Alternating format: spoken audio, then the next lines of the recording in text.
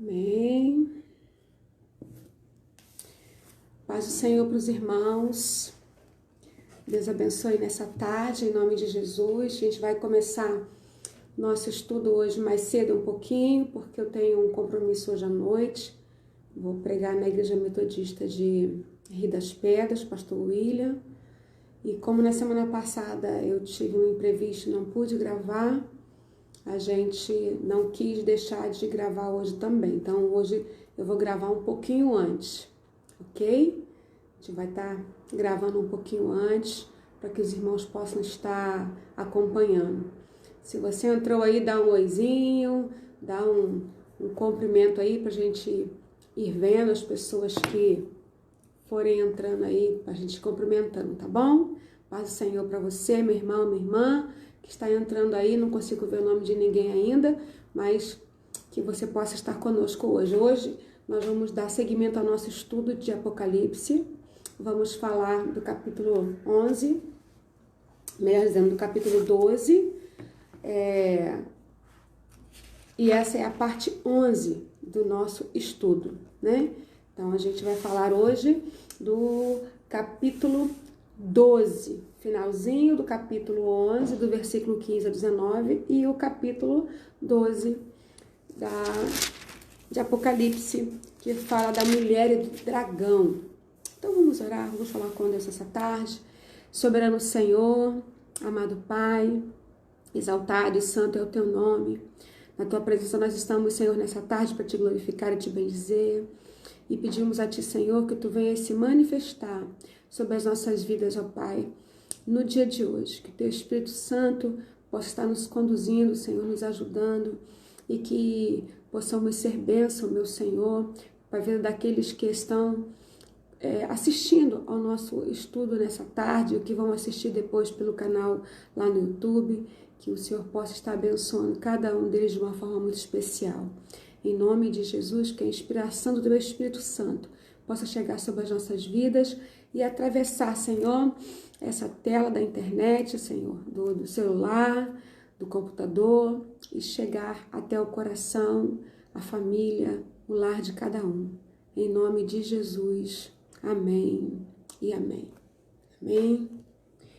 Bom, eu não estou conseguindo ver aqui ainda as pessoas que se estão botando alguma coisa, não sei.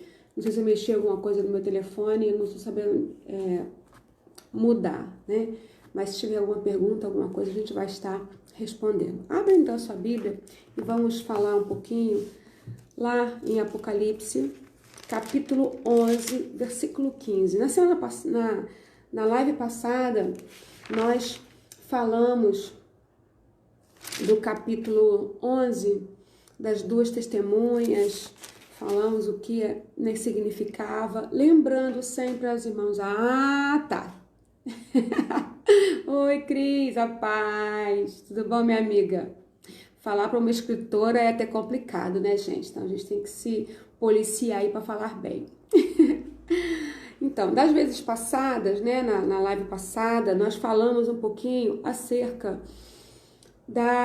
das várias interpretações que acontecem no livro de Apocalipse, que a gente tem lá a interpretação preterista, futurista, dispensacionalista, amilenista, milenista, né? Pré-tribulacionista, tribulacionista. Então a gente tem uma mistura de interpretações e cada uma delas vai fazer a sua leitura dos símbolos e sinais que acontecem em Apocalipse.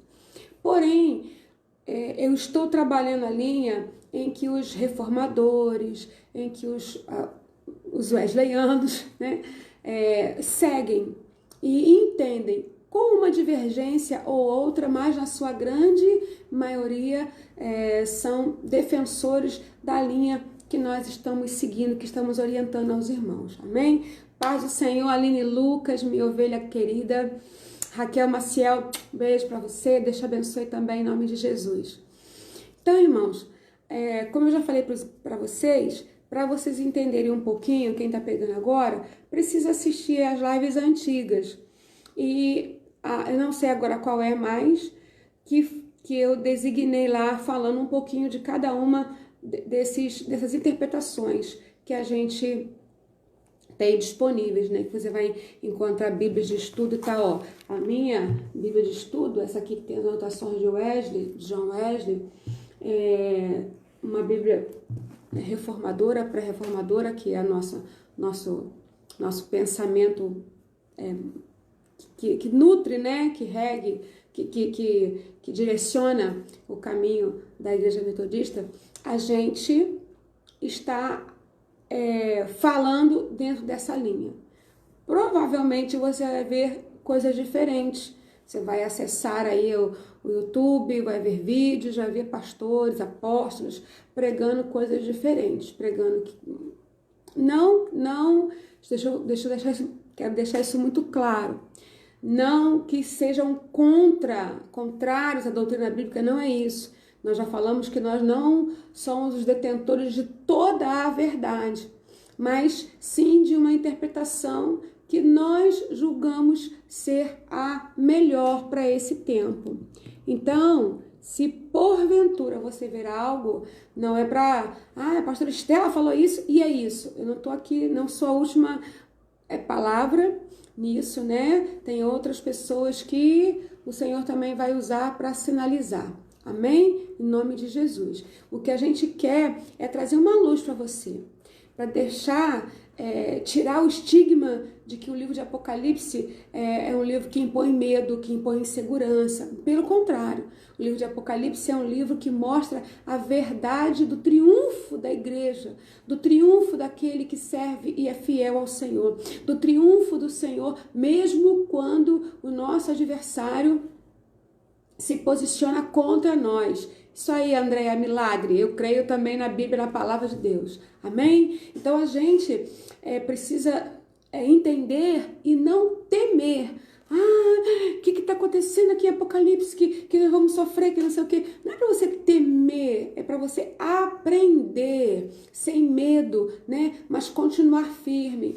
Paz do Senhor, Fernando! Parabéns atrasado pelo aniversário dessa terra linda aí de Cabo Frio. Tirando a maior onda, jet ski, hein? Caramba! Deus te abençoe. Vejo a hora de voltar aí para ver vocês. Passar um dia aí de novo com vocês, tá? Beijo da pastora Jane Mary. Beijo para todos vocês. Então vamos lá. Na semana passada, na live passada, nós falamos sobre isso. E hoje nós vamos falar sobre o final aqui do capítulo 11, versículos de 15 a 19. Vamos lá? Vamos ler aqui? A sétima trombeta. O sétimo anjo tocou a trombeta e houve no céu vozes fortes dizendo: o reino do mundo se tornou do nosso Senhor e do seu Cristo, e ele reinará para todo sempre. E os 24 anciãos que estavam sentados no seu trono diante de Deus prostraram-se sobre o seu rosto e adoraram a Deus, dizendo: graças te damos, Senhor Deus Todo-Poderoso, que és e que era. Antes a gente lia que és, que era e que há de vir. Mas agora ele não há de vir, ele já veio. A sétima trombeta é o momento crucial deste retorno do Senhor. Quando a gente lê, já falei na outra live isso, quando a gente lê o apóstolo Paulo falando, né, no soar da trombeta, da última trombeta, é essa trombeta aqui, a sétima trombeta, que o Senhor, ao tocar esta trombeta, o anjo ao tocar essa trombeta, o Senhor vem na nuvem e a igreja sobe e se encontra com ele na nuvem. Os mortos ressuscitando primeiro e depois os crentes, né, com o corpo glorificado, encontrando-se com o seu Senhor. Paz do Senhor, pastor Ednei, beijo grande para você também, para Márcia, saudade de vocês, Deus abençoe. Então, queridos, a sétima trombeta, finalmente, ela anuncia o domínio completo, sem interferência ou manipulação do mal. O reino do mundo se tornou do nosso Senhor e do seu Cristo, do seu ungido, e ele reinará para todo sempre. Versículo 15 está dizendo isso. Então, a sétima trombeta vai ser de dores, de sofrimento, de lamento para o mundo ímpio, para aqueles que não aceitaram a palavra da cruz, do evangelho do Senhor, foram rebeldes a todo ensinamento, a todo conselho contido nesta palavra, na palavra do Senhor, né? Então, eles se mantiveram longe da vontade do Senhor. Por isso, a 7ª trombeta para eles é o terceiro ai. Para nós, as vozes de júbilo, de celebração, de alegria. É o momento ali do encontro do noivo com a noiva. É a vitória consolidada do noivo com a noiva. Amém? Nesse texto, nós vemos isso. E é isso que eu quero trazer para a sua mente. Tá? Não tenha medo do livro de Apocalipse. Ele é cheio de símbolos e sinais, sim. Símbolos e sinais que tinham muito a ver com o contexto israelita, com a visão daquele tempo, mas que mostra para nós que a vitória é do Senhor, do seu Cristo. É a vitória da igreja, é a minha vitória, é a sua vitória. Maranata, ora vem Senhor Jesus. Amém? Versículo 18. Na verdade, as nações se enfureceram. Chegou, porém, a tua ira e o tempo determinado para serem julgados os mortos, para se dar o galardão aos teus servos, os profetas, e aos santos, e aos que temem o seu nome, tanto aos pequenos como aos grandes, e para destruíres os que destroem a terra. Olha, aqui já começa a ser anunciada a sentença daqueles que destroem a terra. Quem são os que destroem a terra? Quem são esses que destroem a terra? Nessa última trombeta, na 7ª trombeta, começam a acontecer os juízos finais do Senhor. É decretado o juízo final do Senhor. Amém? Para destruir os que destroem a terra. Quem é que destrói a terra? O sistema político que é contrário à vontade do Senhor, um sistema político opressor, um sistema ganancioso, corrupto, maldoso, enfurecido, um sistema político gerado no ódio e na ganância, o sistema que mexe com todo o ensinamento bíblico, distorcendo o ensinamento bíblico, distorcendo a verdadeira essência do evangelho e fazendo nascer ou nutrindo uma outra forma de evangelho que não é a genuína, que nós temos visto, infelizmente, nos dias de hoje acontecerem com muita frequência, né? É a fúria, o ódio a todo o ensinamento de Deus e a sua palavra. O Senhor, lá no iniciozinho da história, em Deuteronômio, capítulo 28, ele vai dizer: diante de vocês tem a bênção e a maldição, tem a vida e a morte. Eu recomendo que vocês escolham a vida.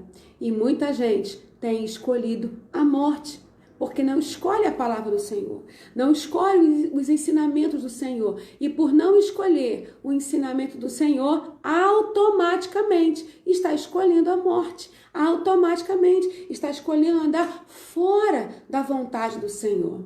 E isso é um perigo, irmãos e irmãs, porque não se guiar por esta palavra aqui, não se guiar por ela, é verdadeiramente escolher a morte. Então, quem é que o Senhor está falando aqui? Ó? E para destruíres os que destroem a terra. Quem mais destrói a terra? Aqueles que promovem as guerras, aqueles que são ambiciosos, que têm orgulho, que são gananciosos, que promovem escândalos públicos e religiosos. Nós estamos vendo agora os escândalos religiosos acontecendo, atingindo uma figura pública, agora que nós vemos com um ministério tão grandioso, com um alcance evangelístico, um alcance de liberação da palavra tão grandioso. Vocês sabem de que eu estou falando, né? Da Flor de Lis. Esse escândalo terrível, é um escândalo de proporções, assim, inexplicáveis, insondáveis, eu não sei nem como dizer isso, né? Um escândalo desse nível, que traz destruição para nós, que traz para o povo, porque mina a fé do povo, porque mata o testemunho das pessoas, porque mata a fé de muita gente. E aí, eu e você, que buscamos viver um genuíno evangelho, que buscamos viver em santidade, não é, Andréia? Milagre, que buscamos, quantas vezes nós abrimos mão de desejos humanos, vontades humanas, pedindo ao Senhor para nos limpar e nos livrar dessas vontades e desejos humanos que não agradam ao Senhor, para agradar ao Senhor, somos colocados no mesmo balaio. Ah, esses crentes que fazem isso. Não são esses crentes que fazem isso, não. É gente que não tem o caráter cristão formatado, é gente que pode ter até uma boa eloquência, pode atingir muitas pessoas, pode ter, como eu gosto de dizer, né? Pode ter carisma, mas não tem caráter. E muitas das vezes as pessoas nutrem umas às outras apenas no carisma e não no caráter. E isso faz com que hajam pessoas doentes em nosso meio, que não tenham uma vivência real com o Senhor. Eu e você, meu irmão e minha irmã que está me ouvindo aí, me vendo nessa hora, precisamos nutrir, além do carisma, o caráter cristão, ilibado com o Senhor. É fácil? Não, não é. É com palavra, é com jejum, é com oração, é com a presença do Senhor nas nossas vidas. Amém? Continuando, quem é, que aqui no versículo 18 está dizendo, para destruir os que destroem a terra? Todo tipo de pessoa que promove abuso, abandono, portas abertas para o mal, todo tipo de calamidades, violência, perseguição, iniquidades, invejas, pragas, todas essas coisas foram trazendo malícia, maldade, destruição para a terra. E o Senhor ama a terra. O Senhor ama o universo, o Senhor ama o ser humano, o Senhor ama a mim e a você. Ele ama tanto que Ele enviou Jesus em forma de homem para sofrer as coisas que nós sofremos como homens, né? Suportar até o fim e, por este amor, por esta graça, fazer com que eu e você alcancemos a vida eterna no Senhor. Amém? Então, aqui, agora, no versículo 15 ao 19, manifesta-se a sétima trombeta. E a sétima trombeta é o encontro do Senhor com a sua igreja, sendo que já houveram os juízos, algumas situações já aconteceram, a destruição já aconteceu, muita coisa, destruição que eu digo, uma terça parte dos homens, uma terça parte da vida marítima, uma terça parte da vida terrestre, da vegetação. Nós já falamos sobre isso na live 8, 9 e 10, tá? Estudos 8, 9 e 10. Já falamos sobre essas destruições, sobre as 6 trombetas. Nós já falamos. Falamos também lá nos 7 selos, que os 6 selos são as manifestações: cavalo amarelo, cavalo preto, cavalo vermelho e cavalo branco. E aí falamos do 7º selo, que é o primeiro toque da primeira trombeta. Já falamos disso, ok? Então, para a gente avançar, o ai da 7ª trombeta recai sobre todos os que cooperam para a destruição e a corrupção da terra, enquanto para este povo que foi rebelde para com o Senhor, que não ouviu a sua palavra, que humilhou os cristãos, que menosprezou a palavra do Senhor, que ridicularizou o evangelho, para esse povo recai o último e 7º ai, a última trombeta. E para nós, nesse tempo, entra o júbilo, a festa, a celebração e a alegria. O livro de Apocalipse, então, irmãos e irmãs, ele está basicamente dividido em 2 momentos. Primeiro momento, do capítulo 1 ao capítulo 11, que vai tratar dos 7 candeeiros, que são as 7 igrejas, que é o tempo, né, a era da igreja na face da terra vai remeter a isso, em nome de Jesus. Sim, Andréia, tá salva sim. As lives estão, na verdade, elas estão no nosso canal lá do YouTube, tá? Igreja Metodista e MCDD, tá? Sim, lá no canal do YouTube. E lá você vai encontrar Apocalipse parte 1, 2, 3, 4, 5, 6, 7, 8, 9, 10 e 11, que é essa hoje que eu tô gravando. Quando terminar aqui, eu baixo ela lá no YouTube, tá bom? Então ela fica salva lá e tem toda essa sequência. É até legal poder assistir, bota lá fazendo a comida, vai ouvindo, porque você vai entendendo o desenrolar, né? E é uma visão nossa, nós aqui, reformadores, metodistas, né? Em nome de Jesus, para que a gente possa ensinar nosso povo. Amém? Então, continuando. O livro de Apocalipse, a grosso modo, ele está basicamente dividido em dois momentos. Primeiro momento, do capítulo 1 ao capítulo 11, que compreende os 7 candeeiros, os 7 selos, as 7 trombetas. Compreende todo o período do primeiro advento de Jesus, né? Seu nascimento, até a sua segunda vinda. Ok? É um panorama completo. Na live da semana que vem, eu vou botar aqui atrás um panorama bíblico que eu tenho que mostra tudo direitinho essa história, né? Então, eu vou passar para vocês esse panorama, tá bom? Na live da semana que vem, a gente entra nesse panorama que vai ser legal você ter esse entendimento, visualizar, vai ser legal para você. A partir do capítulo 12, então, se faz uma retrospectiva simbólica do nascimento de Cristo, da sua ascensão. Aqui é relatada a história do conflito entre a soberania de Deus em Jesus Cristo e a pretensa soberania de Satanás atuando nos governos do mundo. O capítulo 12, na verdade, então, meus irmãos, ele é uma retrospectiva, é um capítulo alegórico, retrospectivo do nascimento de Jesus, da perseguição até o momento atual, né? E o momento triunfante que vai acontecer da noiva do Senhor. Amém? Vamos ler então? Agora vamos entrar no capítulo 12, ok? Viu-se grande sinal no céu, uma mulher vestida de sol com a lua debaixo dos seus pés e uma coroa de 12 estrelas na cabeça. A mulher estava grávida e gritava com dores de parto, sofrendo tormentos para dar à luz. Viu-se também outro sinal no céu, e eis um dragão grande, vermelho, com 7 cabeças e 10 chifres, e nas suas cabeças 7 diademas. A sua cauda arrastou a terça parte das estrelas do céu, as quais lançou para a terra. E o dragão se deteve diante da mulher, que estava para dar à luz, a fim de devorar o filho dela, quando nascesse. Ela deu à luz um filho homem, que há de governar todas as nações com um cetro de ferro.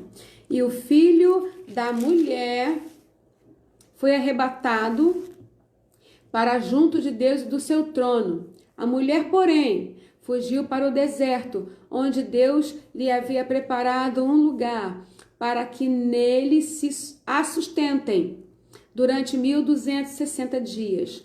Então estourou a guerra no céu. Miguel e seus anjos lutaram contra o dragão. Também o dragão e os seus anjos lutaram, mas não conseguiram sair vitoriosos, e não havia mais lugar para eles no céu. O dragão e os seus anjos. E foi expulso o dragão, a antiga serpente, que se chama Diabo e Satanás, o sedutor de todo o mundo. Ele foi atirado para a terra, e com ele os seus anjos. Então ouvi uma voz forte no céu proclamando: agora veio a salvação, o poder, o reino do nosso Deus e a autoridade do seu Cristo, pois foi expulso o acusador dos nossos irmãos, o mesmo que os acusa de dia e de noite diante do nosso Deus. Eles o venceram pelo sangue do Cordeiro e pela palavra do seu testemunho. E mesmo diante da morte, não amaram a sua própria vida. Por isso, alegrem-se os céus, e vocês que neles habitam. Ai da terra e do mar, pois o diabo desceu até vós, cheio de fúria, sabendo que tem pouco tempo. Quando o dragão viu que tinha sido atirado para a terra, perseguiu a mulher que tinha dado à luz ao filho homem. Mas foram dadas à mulher as duas asas da grande águia, para que voasse para o deserto e para o seu lugar, aí onde é sustentada durante um tempo, tempos e metade de um tempo, fora do alcance da serpente. Vou repetir, fora do alcance da serpente. A igreja é demais, né? A igreja que Deus ama é linda, ele guarda mesmo do alcance da serpente. Então a serpente lançou da boca água como um rio atrás da mulher, a fim de fazer com que ela fosse arrastada pelas águas. A terra, porém, socorreu a mulher, abriu a sua boca e engoliu o rio que o dragão tinha lançado de sua boca. O dragão ficou irado com a mulher e foi travar guerra com o restante da descendência dela, ou seja, os que guardam os mandamentos de Deus e têm o testemunho de Jesus. E o dragão se pôs em pé sobre a areia do mar. Paz do Senhor, Maria José, mulher dos cabelos loiros lindos, Deus te abençoe. Paz do Senhor, Lúcia dos Santos. Obrigado por estar aí assistindo. Então vamos lá, gente. Como nós já falamos, né? O capítulo 12, ele é uma retrospectiva milenar histórica da história de Jesus, a história da redenção humana.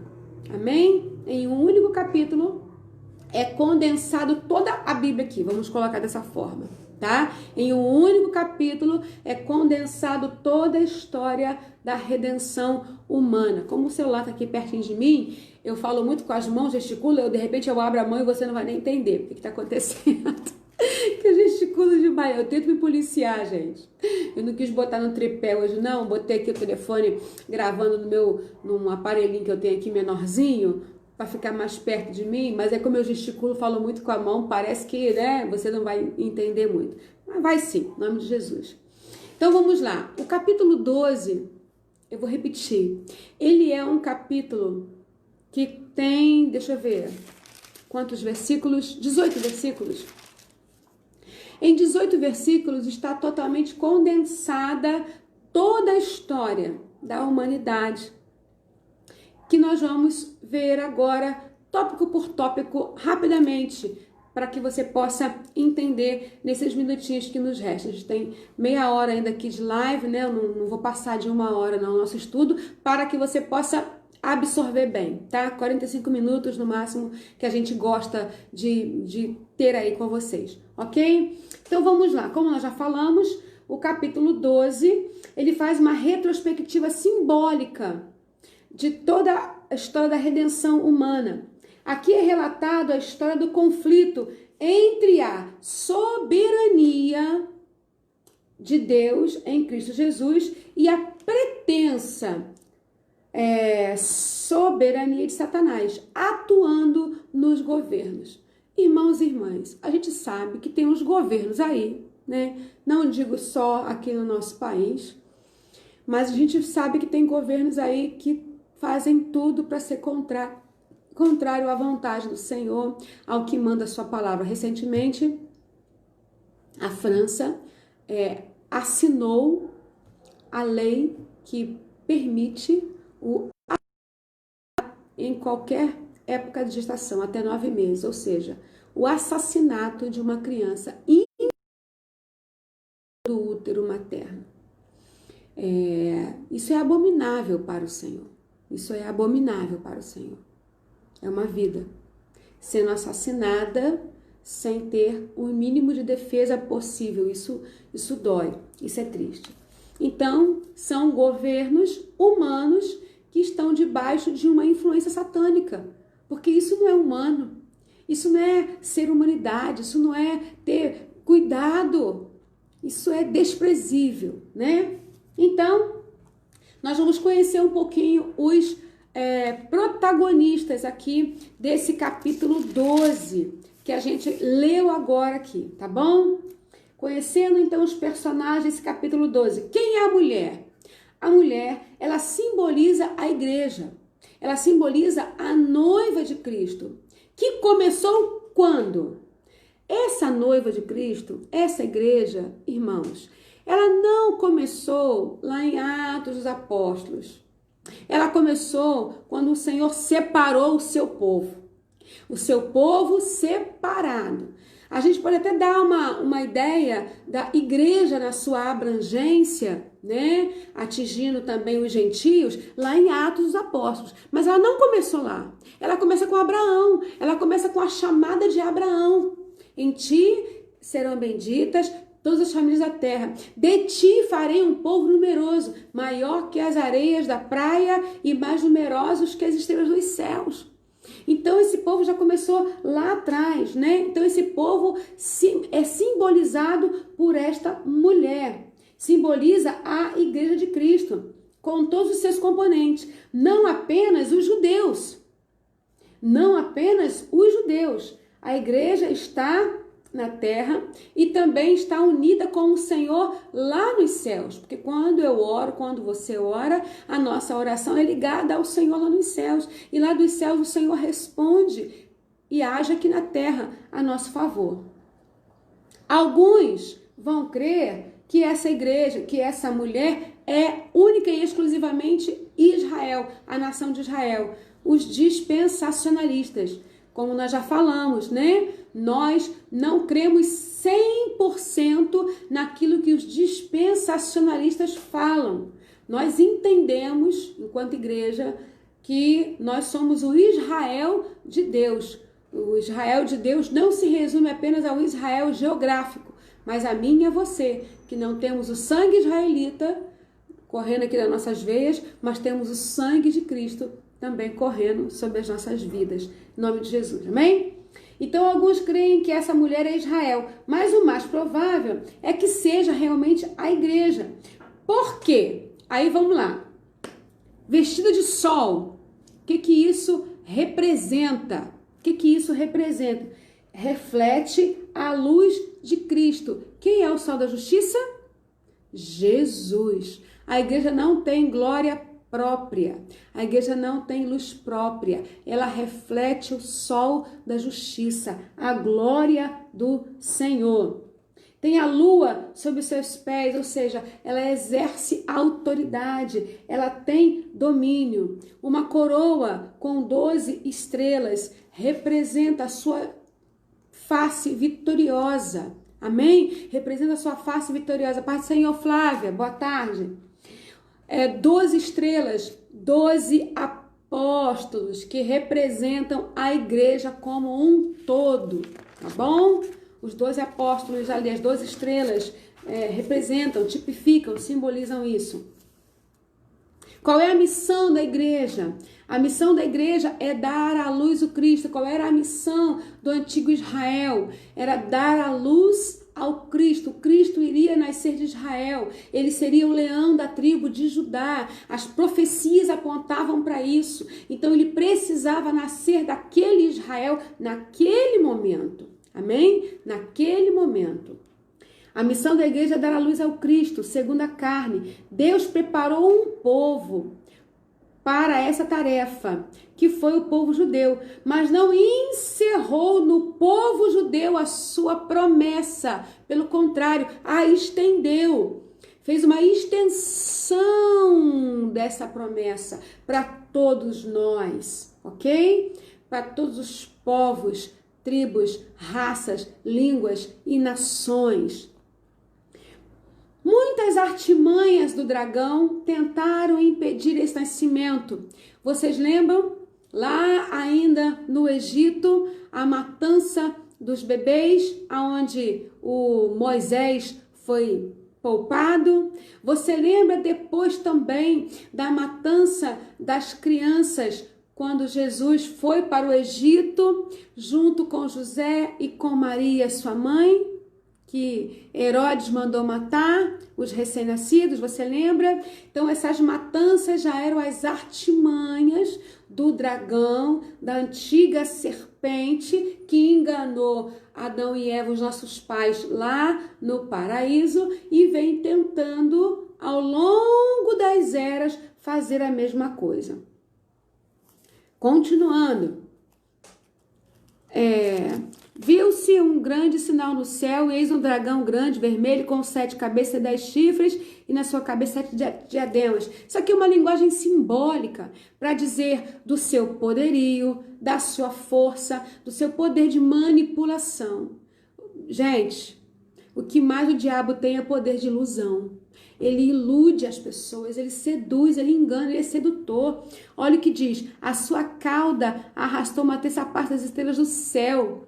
Essa é um terço aqui já está registrado no livro de Ezequiel e no livro de Isaías, que uma grande parte de teólogos vão dizer que ali não tem nada a ver com Satanás, com o diabo, queda do diabo, que ali realmente está falando do rei da Pérsia, está falando de Ciro, papapá. Tudo bem, é uma visão que a gente pode ter também. Porém, quando eu venho aqui para Apocalipse, esse texto ele vai se juntar ao texto de Ezequiel e de Isaías. Então, pelo texto de Apocalipse, eu posso deduzir que Isaías e Ezequiel estão falando sim da queda de Satanás, da queda daquele que era o querubim da guarda ungido, daquele que era o aferidor de medidas, daquele que era o sinete da perfeição, os sinônimos que tem lá em Ezequiel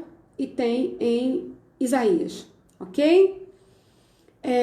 Continuando, quando o texto vai dizer aqui, ó, e o dragão se deteve diante da mulher que estava para dar à luz, a fim de devorar o filho dela quando nascesse. A intenção de Satanás era impedir que o filho completasse a obra.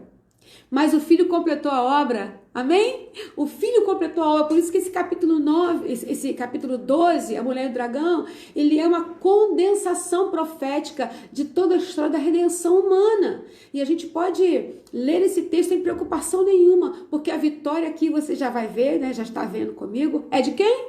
É do povo de Deus, é do Senhor, é minha, é sua. Glória a Deus por isso. Ela deu à luz a um filho homem que há de governar todas as nações com um cetro de ferro.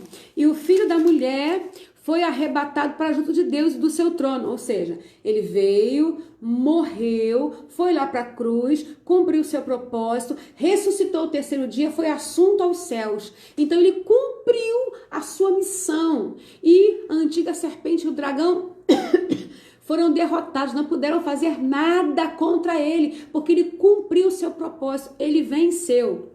A mulher, porém, fugiu para o deserto, aonde Deus lhe havia preparado lugar para que nela se sustentem durante 1260 dias. O que isso significa? Já falamos aqui que 1260 não são dias literais. 1260 dias não são dias literais, é um período de tempo. E aqui está representando um período de tempo em que a igreja está sendo alimentada, está sendo cuidada, preservada. A mulher fugiu para o deserto. O que representa isso? Lembra, se você assistir às outras lives, ou se você está me acompanhando nesses estudos todos, você já com certeza já viu eu falando das perseguições que a igreja sofreu ao longo das eras. Da época de Cristo até os dias atuais, a igreja sofreu inúmeras perseguições. Várias pessoas, vários mártires já morreram. Vários homens, mulheres e crianças já morreram e continuam morrendo. E ainda vão morrer até a volta plena de Jesus. Ok? Nas outras lives eu já falei sobre isso. Então esse deserto aqui representa esse tempo de perseguição. O tempo em que a igreja teve que sofrer a diáspora. O que era a diáspora?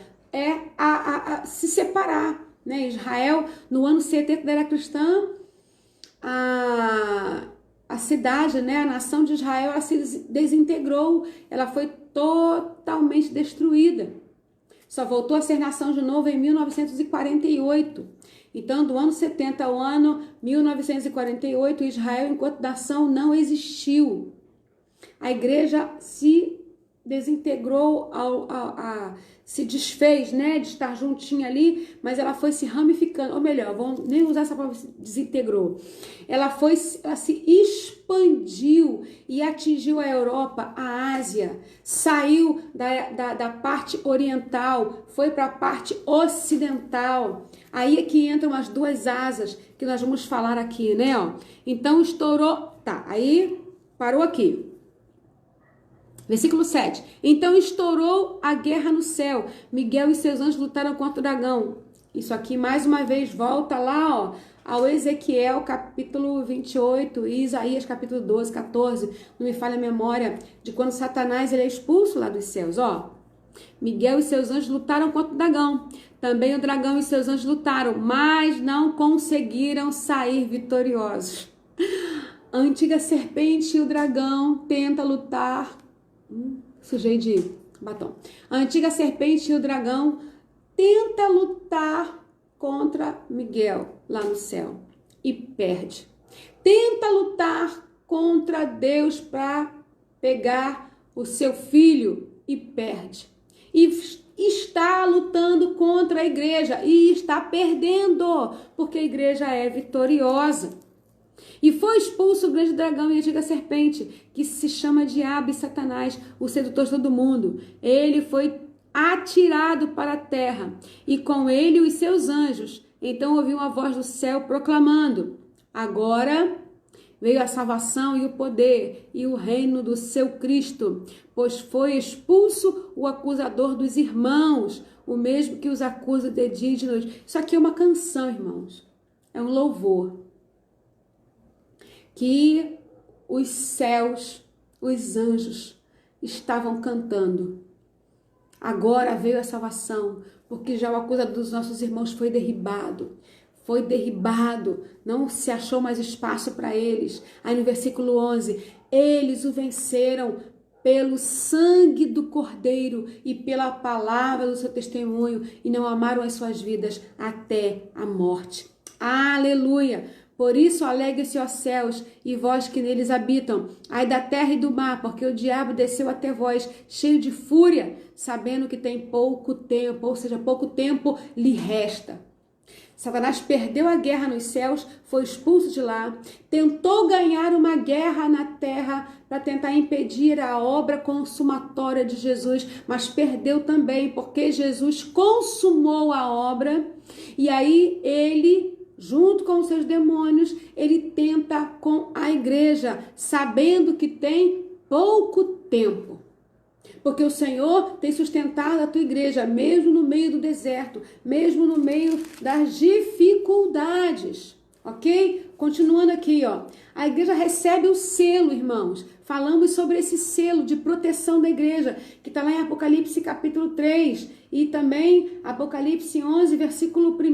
Ela recebe a medida. Já falamos, a igreja, na visão ali que João tem, ela é medida, ela é separada, ela é protegida. E em Apocalipse 12, 14, ela recebe asas, como águia.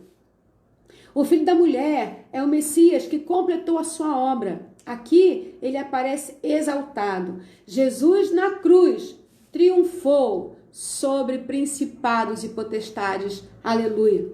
O dragão, que aparentemente é um ser mitológico, mas na verdade, aqui na visão aqui, né, para nós aqui nesse momento, ele é um ser real, que tem planos, que tem estratégias, que tem articulações.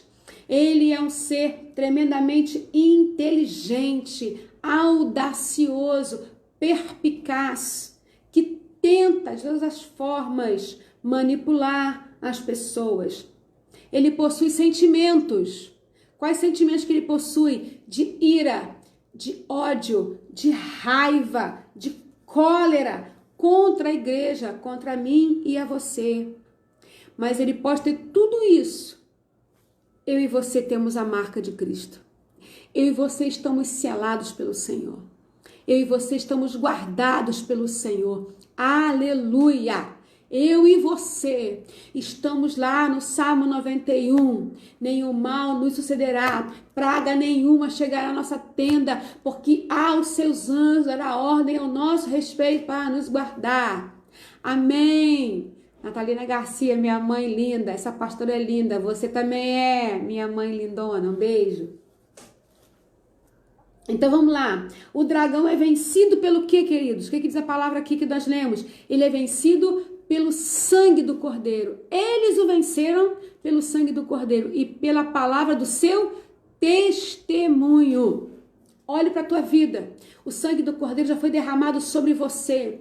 Então você tem a palavra do testemunho para liberar para as pessoas. Que a sua vida seja luz, que você seja o testemunho que vai atrair várias pessoas para o aprisco do Senhor, para serem guardadas também pelo Senhor. Sua família é guardada pelo Senhor. Profetize o sangue do Cordeiro sobre a sua família, sobre a sua casa.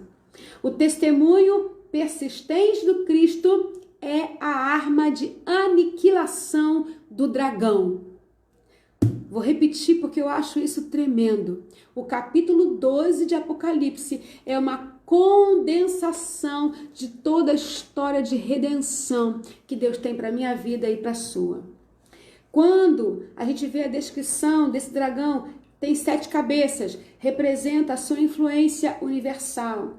Satanás, ele influencia os governos humanos, irmãos.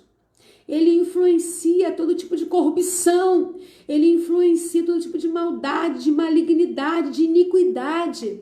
O filho da iniquidade está para se revelar. Né? A gente tem visto isso. Os 10 chifres representam uma força, um poderio de destruição muito grande, que tem levado muitos para a guerra, para a destruição. As pessoas se unem para tentar descobrir armas químicas, bactérias para matar o povo. Esse vírus terrível aí foi permitido por Deus, porque é uma permissão de Deus. Quem sabe já é um dos selos que já foi aberto. Quem sabe? Eu não posso garantir isso. Talvez sim, talvez não, quem sabe? Esse vírus, quantas vidas ceifou? E um vírus criado, manipulado em laboratório. Pessoas se unindo para matar uns aos outros. Isso é terrível, isso é diabólico. Isso é diabólico, nocivo. Mas o Senhor tem guardado o seu povo. O Senhor tem guardado a sua igreja. Amém? Ele é destruidor. Ele pode intimidar a muitos. Ele é um sedutor do mundo espiritual. Mas o Senhor tem guardado o seu povo.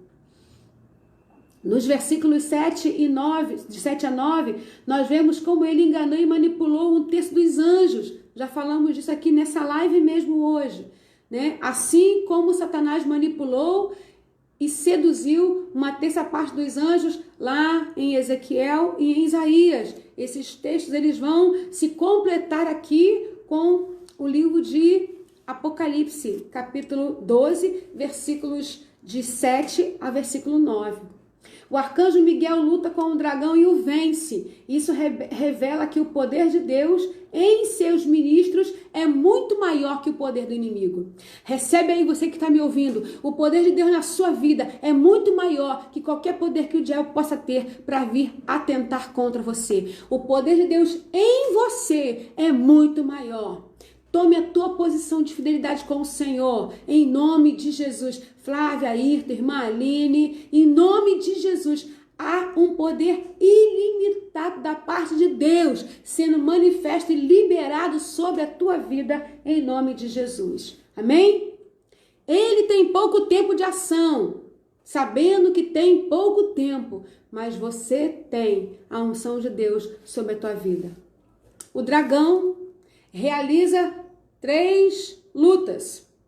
Ele luta com Deus para tentar impedir que o Filho, o Messias, nascesse e completasse a sua obra, mas ele perdeu, porque Jesus veio e completou a sua obra. A redenção se materializou em Jesus, se consolidou em Jesus. Ele perdeu. Ele lutou com o arcanjo Miguel e ele perdeu, foi expulso dos céus. E ele luta contra a igreja, mas ele perde esta luta contra a igreja, porque a igreja permanece guardada. Ele tenta com as suas artimanhas. A igreja vai para o deserto, tá ali, né? Deserto, vai para o lugar de luta, vai para o lugar de escassez, de dificuldade, mas lá Deus está guardando a sua igreja. Ele tenta jorrar águas para inundar a igreja. As águas ali são as tribulações imensas, mas o Senhor ali está guardando a sua igreja. Quando o dragão viu que tinha sido atirado para a terra, perseguiu a mulher que tinha dado a luz ao filho homem. Mas foram dadas à mulher as duas asas da grande águia. Nós falamos aqui já que essas duas asas podem remeter tanto à igreja oriental quanto à igreja ocidental, que durante um tempo, mesmo com os governos contrários à igreja, ao cristianismo, deu condições da igreja crescer. Então a igreja foi guardada nesse tempo. Falamos isso na live, acho que de estudo do capítulo 8, se não me falha a memória, já falamos sobre isso. Mas foram dadas à mulher as duas asas de águia, para que voasse para o deserto, para o lugar, para o seu lugar. Aí, onde sustentará durante um tempo, e tempos, e metade de um tempo. Isso representa, né, o tempo de cuidado que o Senhor tem com a sua igreja até a sua volta triunfante, para que ela ficasse fora do alcance da serpente. Aqui já muda, já não é mais o dragão, é a serpente.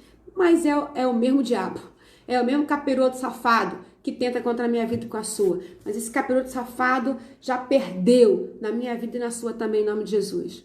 Versículo 15. Então a serpente lançou da sua boca como um rio atrás da mulher, a fim de fazer com que ela fosse arrastada pelas águas. Isso aqui são as muitas tribulações, as muitas guerras. Quantas pessoas, quantos cristãos foram mortos com as perseguições que aconteceram até hoje e tem acontecido.